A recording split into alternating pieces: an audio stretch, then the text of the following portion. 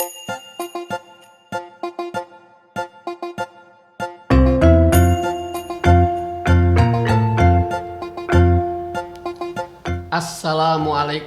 warahmatullahi wabarakatuh. Rame-rame turun ke kali nyari ikan. Budaya Betawi kita gali, bahasanya kita lestarikan.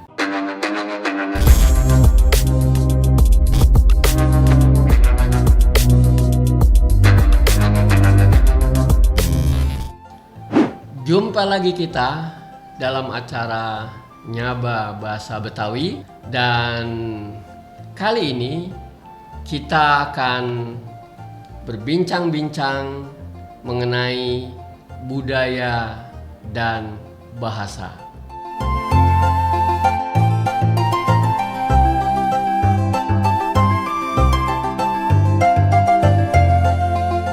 Abang poknya babe, budaya dan bahasa yang dalam hal ini tentunya adalah budaya Betawi dan bahasa Betawi. Ini memang keduanya nggak bisa kita pisahkan, saling mengkait antara budaya dengan bahasa. Karena apa? Karena memang bahasa itu juga merupakan bagian dari budaya. Bahasa merupakan salah satu identitas budaya. Nah, oleh karenanya dengan kita melestarikan budaya, itu artinya kita juga melestarikan bahasa. Juga demikian, dengan kita melestarikan bahasa, itu artinya juga kita melestarikan budaya. Nah, Abang Po Nyababe, pada kesempatan ini kita akan coba melihat dari sisi budaya apa saja yang mempengaruhi tentang bahasa. Dalam hal ini tentunya budaya-budaya Betawi yang mempengaruhi bahasa Betawi. Kita akan lihat Abang Empok Nyababe satu persatu. Abang Empok Nyababe, yang pertama adalah tentang kelengkapan hidup. Apa aja? Misalnya rumah, kemudian pakaian, ya, kemudian alat-alat kebutuhan sehari-hari, ya, kemudian kuliner dan lain sebagainya. Nah, kesemuanya itu, budaya-budaya itu, ini berkaitan erat ini dengan bahasa, utamanya adalah dengan kosakatanya. Apa contohnya? Misalnya dari masalah rumah orang Betawi, ya, itu kita kenal di rumah itu ada gigi balang, ya, kemudian ada pangkeng, ya, kemudian ada ampyak, ya, dan lain sebagainya. Nah, kemudian kalau dari peralatan sehari-hari, misalnya peralatan di dapur aja, kita kenal ada centong, ya, ada kuali, ya, dan lain sebagainya. Kalau misalnya kita lihat dari pakaian, misalnya ada di sana sadariah, kemudian ada cukin dan lain sebagainya. Nah, kalau misalnya kuliner itu kita juga kenal di sana ada dodol, ya, kemudian ada kembang goyang, ya, dan lain sebagainya. Nah, semuanya yang tadi saya sebutkan itu berkait erat dengan bahasa, dalam hal ini kosakatanya. Jadi selama benda-benda itu ada, tentu kosakata bahasa itu akan mengikuti. Kebalikannya, kalau benda-benda itu sudah mulai tidak ada, sudah otomatis kosakatanya juga sudah makin akan ditinggalkan atau akan hilang. Oleh karenanya, Abang Ponya Babe, jadi bagaimana kita tetap melestarikan dari sisi kelengkapan hidup itu, ya, sepanjang kelengkapan hidup itu ada, ya, bendanya itu ada, tentu kosakata dalam hal ini bahasanya terus juga pasti mengikuti. Nah, abang poknya babe. Yang kedua adalah mengenai upacara masyarakat ya, yang ada di Betawi itu. Jadi kita ambil contoh aja, misalnya ada upacara, katakanlah upacara palang pintu misalnya. Nah, itu juga merupakan salah satu kebudayaan ya masyarakat Betawi. Kita tahu ketika upacara palang pintu itu digelar, ya sebagai medianya adalah bahasa. Dan di sana kental sekali bahasa Betawi ya, itu tetap eksis.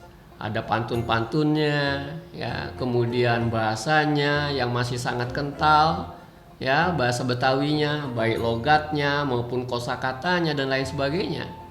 Nah, itu sudah otomatis abang poknya babe.